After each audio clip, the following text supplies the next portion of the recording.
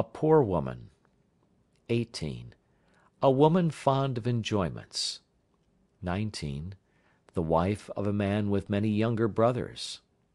20. A vain woman. 21. A woman whose husband is inferior to her in rank or abilities. 22.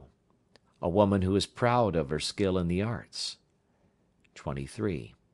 A woman disturbed in mind by the folly of her husband. 24. A woman who has been married in her infancy to a rich man, and not liking him when she grows up, desires a man possessing a disposition, talents, and wisdom suitable to her own tastes. 25. A woman who is slighted by her husband without any cause. 26. A woman who is not respected by other women of the same rank or beauty as herself. 27. A woman whose husband is devoted to traveling. 28. The wife of a jeweler. 29. A jealous woman. 30. A covetous woman. 31. An immoral woman. 32. A barren woman. 33. A lazy woman. 34. A cowardly woman. 35. A humpbacked woman. 36. A dwarfish woman. 37. A deformed woman. 38. A vulgar woman. 39. An ill-smelling woman. 40. A sick woman. 41. An old woman. There are also 2 verses on the subject as follows. Desire, which springs from nature, and which is increased by art, and from which all danger is taken away by wisdom, becomes firm and secure. A clever man, depending on his own ability, and observing carefully the ideas and thoughts of women, and removing the causes of their turning away from men, is generally successful with them. About making acquaintance with a woman, and of the efforts to gain her over. Ancient authors are of opinion that girls are not so easily seduced by employing female messengers as by the efforts of the man himself, but that the wives of others are more easily got at by the aid of female messengers than by the personal efforts of a man.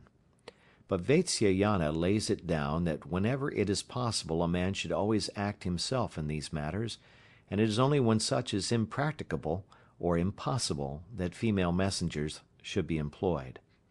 As for the saying that women who act and talk boldly and freely are to be won by the personal efforts of the man, and that women who do not possess these qualities are to be got at by female messengers, it is only a matter of talk. Now when a man acts himself in the matter, he should first of all make the acquaintance of the woman he loves in the following manner. First, he should arrange to be seen by the woman either on a natural or special opportunity. A natural opportunity is when one of them goes to the house of the other, and a special opportunity is when they meet either at the house of a friend, or a caste fellow, or a minister, or a physician, as also on the occasion of marriage ceremonies, sacrifices, festivals, funerals, and garden parties. Second, when they do meet, the man should be careful to look at her in such a way as to cause the state of his mind to be made known to her. He should pull about his mustache, make a sound with his nails, cause his own ornaments to tinkle, bite his lower lip, and make various other signs of that description. When she is looking at him, he should speak to his friends about her and other women, and should show to her his liberality and his appreciation of enjoyments. When sitting by the side of a female friend, he should yawn and twist his body, contract his eyebrows, speak very slowly as if he were weary, and listen to her indifferently. A conversation having 2 meanings should also be carried on with a child or some other person, apparently having regard to a third person, but really having reference to the woman he loves, and in this way his love should be made manifest under the pretext of referring to others rather than to herself. He should make marks that have reference to her, on the earth with his nails, or with a stick, and should embrace and kiss a child in her presence, and give it the mixture of betel nut and betel leaves with his tongue, and press its chin with his fingers in a caressing way. All these things should be done at the proper time and in proper places. 3rd. A man should fondle a child that may be sitting on her lap, and give it something to play with, and also take the same back again. Conversation with respect to the child may also be held with her, and in this manner he should gradually become well acquainted with her, and he should also make himself agreeable to her relations. Afterwards, this acquaintance should be made a pretext for visiting her house frequently, and on such occasions he should converse on the subject of love in her absence, but within her hearing. As his intimacy with her increases, he should place in her charge some kind of deposit or trust, and take away from it a small portion at a time, or he may give her some fragrant substances, or betel nuts to be kept for him by her. After this he should endeavour to make her well acquainted with his own wife, and get them to carry on confidential conversations, and to sit together in lonely places. In order to see her frequently, he should arrange that the same goldsmith, the same jeweller, the same basket maker, the same dyer, and the same washerman should be employed by the two families. And he should also pay her long visits openly under the pretence of being engaged with her on business, and one business should lead to another, so as to keep up the intercourse between them. Whenever she wants anything, or is in need of money, or wishes to acquire skill in one of the arts, he should cause her to understand that he is willing and able to do anything that she wants, to give her money, or teach her one of the arts, all these things being quite within his ability and power.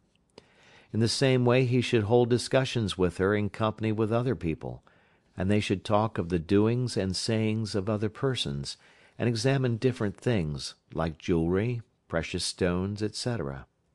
On such occasions he should show her certain things with the values of which she may be unacquainted, and if she begins to dispute with him about the things or their value, he should not contradict her, but point out that he agrees with her in every way. Thus ends the ways of making the acquaintance of the woman desired.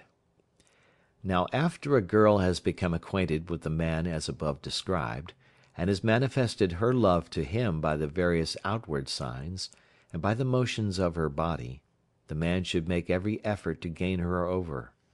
But as girls are not acquainted with sexual union, they should be treated with the greatest delicacy, and the man should proceed with considerable caution, though in the case of other women, accustomed to sexual intercourse, this is not necessary.